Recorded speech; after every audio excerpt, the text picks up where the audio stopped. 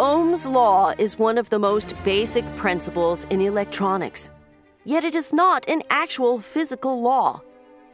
Understanding Ohm's law is critical to understanding how electric circuits work. Understanding why it is not an actual physical law is critical to understanding the basic principles of logic and the nature of physical laws. Suppose we have a battery and a device which we call a resistor. The battery will create a voltage, causing charged particles to flow around the loop. On the other hand, the resistor tries to prevent the charged particles from flowing. The number of charged particles that pass by each second is what we refer to as the current. There are 3 ways to increase the current.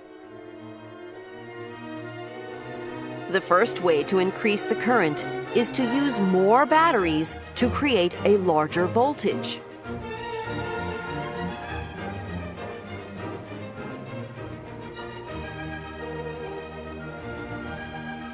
The second way to increase the current is to use a resistor with a smaller resistance.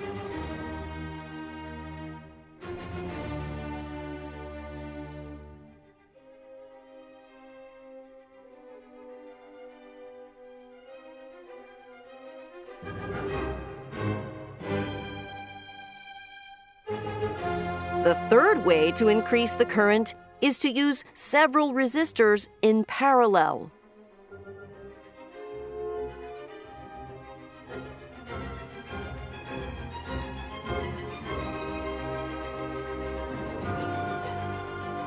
Having several resistors in parallel is the same as having one resistor with a much smaller resistance.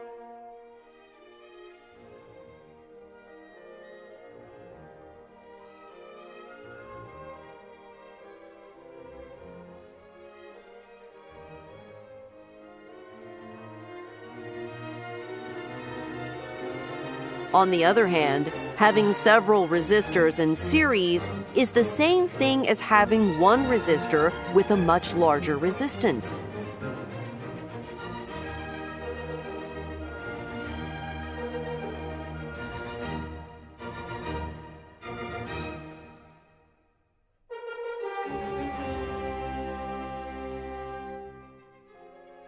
Let us create a precise mathematical definition for the word resistance.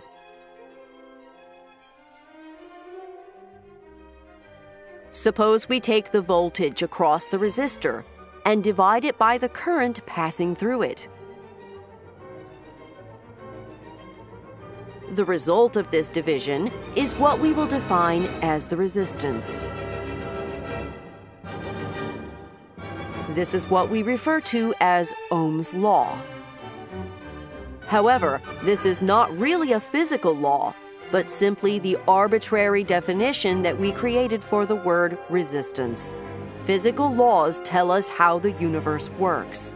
Ohm's law would tell us how the universe works if, for example, the value for the resistance of a material always stayed constant. However, this is not the case. As current passes through a material, the material heats up. As a material's temperature changes, its resistance also changes. With most resistors, this effect is relatively small. In the case of some resistors, this effect can be very large.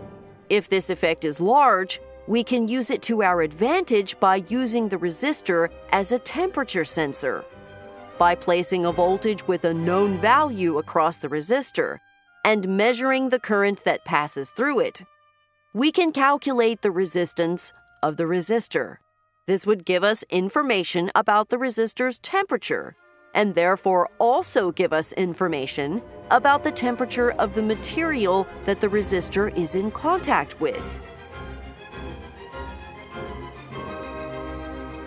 Temperature is just one of the many factors that can cause the resistance of a material to change. However, when we say that the resistance changes, all this means is that if we take the voltage across a resistor and divide it by the current passing through the resistor, we will not necessarily always get the same number. The fact that the number that we get at any given time is always equal to the resistance of the material is simply due to the fact that this is how we defined the word resistance in the first place.